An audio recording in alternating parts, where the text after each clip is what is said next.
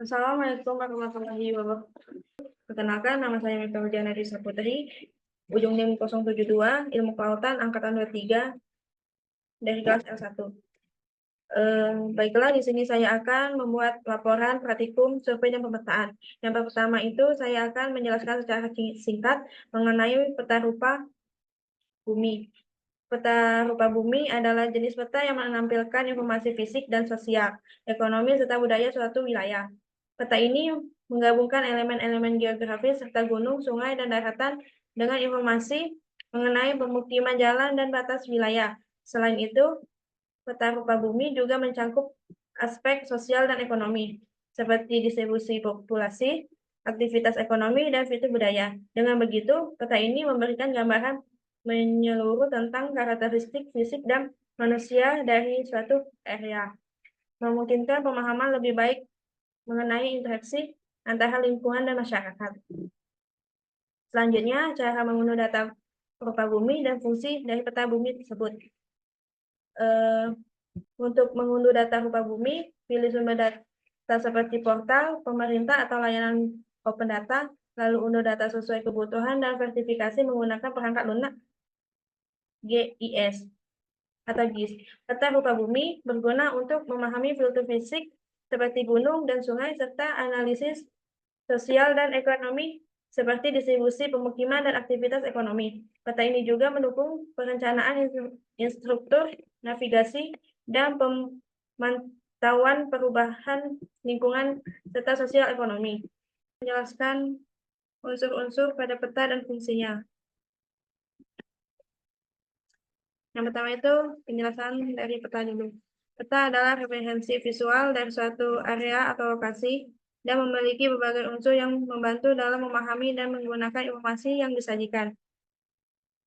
Berikut unsur-unsur dan fungsi pada peta.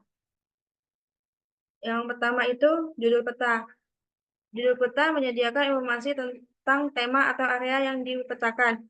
Judul membantu pembaca mengetahui topik atau lokasi yang ditampilkan pada peta. Yang kedua, legenda. Legenda menjelaskan simbol, warna, atau pola yang dilakukan untuk pada peta untuk menggambarkan berbagai fitur atau informasi. Tanpa legenda, pembaca mungkin sulit memahami arti simbol-simbol yang ada. Yang ketiga itu skala peta. Skala peta menunjukkan hubungan antara jarak di peta dan jarak sebenarnya di lapangan.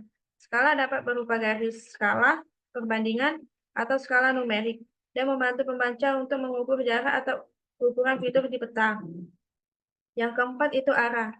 Arah kompas menunjukkan orientasi peta, biasanya dengan tanda arah utara. Ini penting untuk membantu pembaca menentukan arah dan orientasi lokasi di peta. Yang kelima itu ada grid. Grid atau jaring-jaring koordinat yang membantu dalam menentukan lokasi spesifik dengan menggunakan sistem koordinat seperti garis lintang dan bujur. Grid memudahkan pembaca untuk mencari dan menunjuk lokasi tertentu di peta. Yang keenam itu ada tanda temu atau inset peta yang berfungsi sebagai menampilkan area yang lebih kecil dan detail khususnya dalam peta utama. Tanda temu sering digunakan untuk menunjukkan lokasi tertentu yang tidak dapat diperlihatkan dengan jelas pada peta utama. Dan yang ketujuh itu ada garis batas yang berfungsi menunjukkan batas-batas administratif atau politik seperti negara, provinsi, atau kota. Garis batas membantu dalam identifikasi dan pemahaman tentang pembagian wilayah. Dan yang kedelapan itu ada fungsi simbol yang digunakan untuk mewakili berbagai fitur di peta seperti jalan, sungai, dan bangunan. Setiap simbol memiliki arti khusus yang dijelaskan dalam legenda. Dan yang kesembilan itu ada warna yang menggambarkan berbagai jenis fitur atau informasi, misalnya warna hijau sering dilakukan untuk area vegetasi, biru untuk air, dan coklat untuk kontur atau elevasi. Yang ke-10 itu ada sumber informasi atau kredit yang berfungsi menyediakan informasi tentang peta, tentang pembuatan peta, sumber data, dan tahun pembuatan. Ini penting untuk memahami keakuratan dan kredibilitas peta. Dan yang terakhir itu ada kontur atau garis kontur. yang berfungsi untuk menunjukkan perubahan elevasi atau ketinggian permukaan tanah. Garis kontur membantu dalam memahami topografi dan bentuk permukaan bumi. Selanjutnya, kesimpulan dan saran pada video untuk praktikum dan untuk praktikum selanjutnya. Untuk kesimpulan itu, video ini memberikan pemahaman tentang cara mengunduh data rupa bumi dan fungsi dari peta bumi tersebut. Data rupa bumi dapat diunduh dari berbagai sumber seperti portal pemerintah atau layanan open data. Dapat memerlukan perangkat lunak GIS untuk sertifikasi dan analisis. Peta rupa bumi memiliki berbagai fungsi penting, termasuk memberikan informasi fisik tentang fitur geografi, mendukung analisis sosial dan ekonomi, serta membantu perencanaan instruksi dan navigasi. Dan untuk saran itu,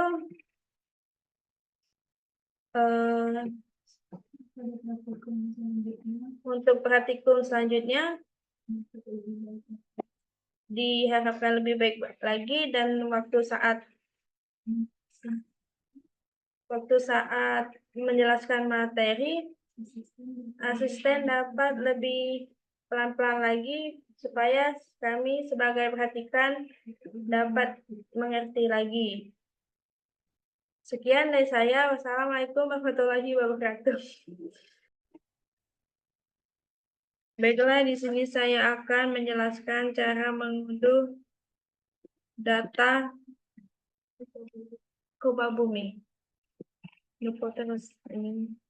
Yang pertama itu masuk ke akun Google, terus cari tanah air Indonesia. Terus pilih Gue Portal. Terus kita klik unduh data RBI per wilayah.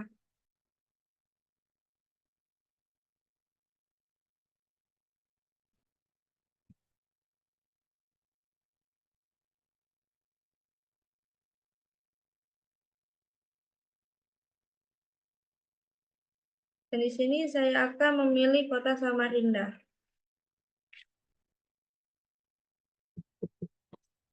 Klik kiri.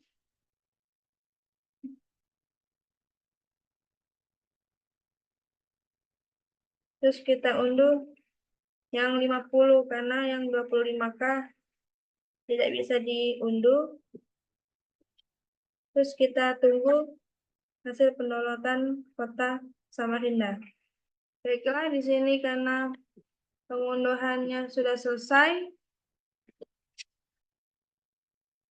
kita buka.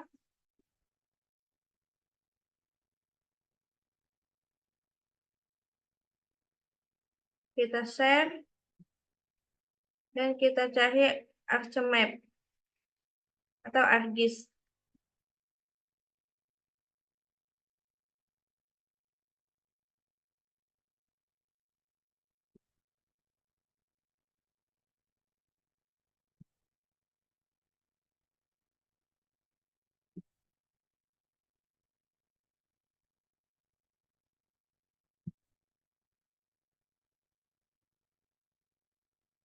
Kita pindahkan ke file.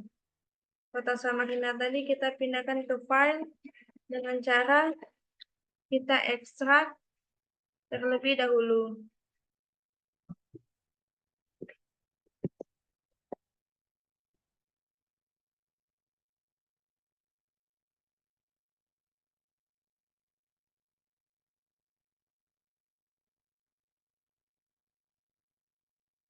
Dan kita tunggu hasil pendownloadannya.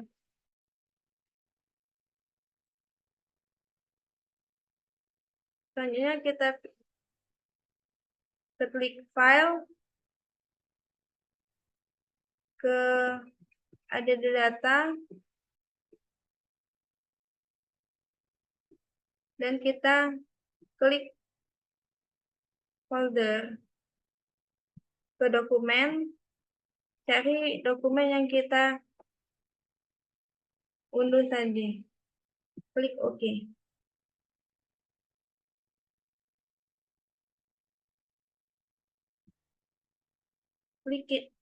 Terus kita klik add. Ini adalah hasil data rupa bumi di wilayah Samarinda. Terus kita pergi lagi ke file, klik add data, terus ke add basecamp,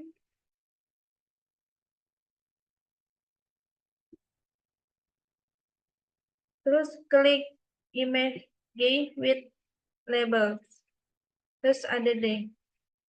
Dan oke, ini merupakan data dari wilayah Samarinda. Data rupa bumi dari wilayah Samarinda. Nah, sekian dari saya. Wassalamualaikum warahmatullahi wabarakatuh.